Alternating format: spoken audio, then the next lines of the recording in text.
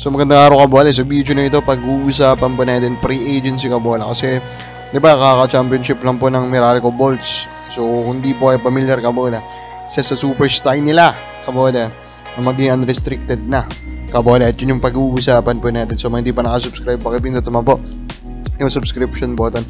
Let's start po with the comments of the fans. Sabi po na Ace Pineda dito sa ating mock draft. Tagal nyo nang sinasama ang hepa na yan, hindi na naman sumasali sa draft.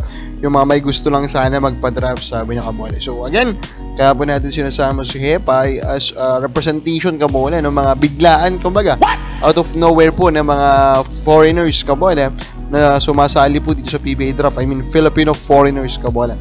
Pa-shout out, sabi po ng ating po regular viewer na Sir Ronald Berbusidad, Aleto Riol Yuza. Hopefully, makuha ng tamang big man ng ROS ngayon, sabi niya kabola. So actually, alam naman niya ni Coach Yang Giao, no? Kahit nga kumuha na sila ng dalawa last draft, dun sa first round kabola, kukuha pa rin daw ulit sila ng big man. Kasi alam niya, at marami na nakakaalam kabola, kung gaano po ka-importante ang big man. Pinakita yan ng Meralco, Brandon Bates, rookie, pero dahil siya po ay giant kabola, nung nakarap nila si Fajardo, di maganda po ang na-contribute nito si Brandon Bates. Lastly, Arthur Contrevida. Last dati ni Kamaka nung high school. Kaya pinili niya yung Team USA kaysa sa Gilas siya maglalaro.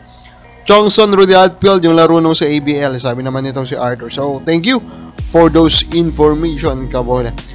Now, ang maganda pang isa pang pag-uusapan, kabola, talaga ngayon is, wala na pong iba kundi ang PBL, no?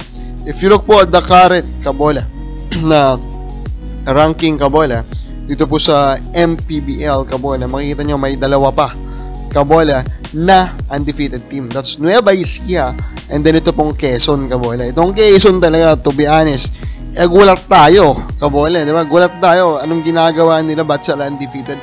If you look at the lineup, nating special kabola. So, it's more of the team game, para kung Meralco ba, diba?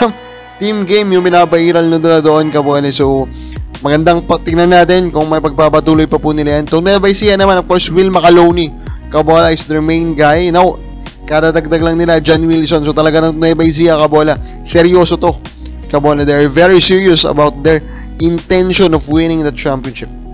Now, meron pong balita Sir Homer Saison regarding kay Kai Soto. So Kai Soto daw kabola lipat ng team sa Japan Bilig Koshigaya Alphas kabola. So ito po yung team kabola na kakapasok lang sa Division 1 from Division 2. At kukunin na nga nila sa Kai Soto. Now, sobrang laki po ng nirurumor kabola nitong si Sir Homer na magiging sweldo nito. Nasa 600 to 900,000 basically po na sweldo. And deserve ba ni Kai Soto kabola? Around nasa 30 million plus per year. I think deserve naman niya, diba? Kabola. So, knowing po yung pinakita niya doon sa unang season niya with the Japan B-League kabola, I think he showed that he deserved it. Kasi he will be counted not as a foreign import, but as a local Asian import kabola. And sobrang hirap po makahanap po ng ganun. So let us hope for the best for Kai Soto. Pero ang pinaka-target na natin pag-usapan dito is wala na pong iba kundi yung upcoming unrestricted free agency nga po nitong si Chris Newsome kabola. Chris Newsome who just delivered kabola the championship to Meralco. That's the reality. He delivered the championship, diba? Kabola, diba? Those game-winning shot that will make him a legend of the franchise. Diba ang tanong, paano siya re-retain ng Meralco? Simple lang naman yan, of course. Nandyan na yung affection ni Chris Newsome dito sa franchise.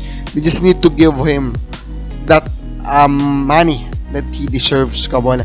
And for me, if siya po magde-demand ng salary po katumbas nung kay Fajardo, dapat, sa palagi ko lang, dapat ibigay po ng Meralco. Bakit?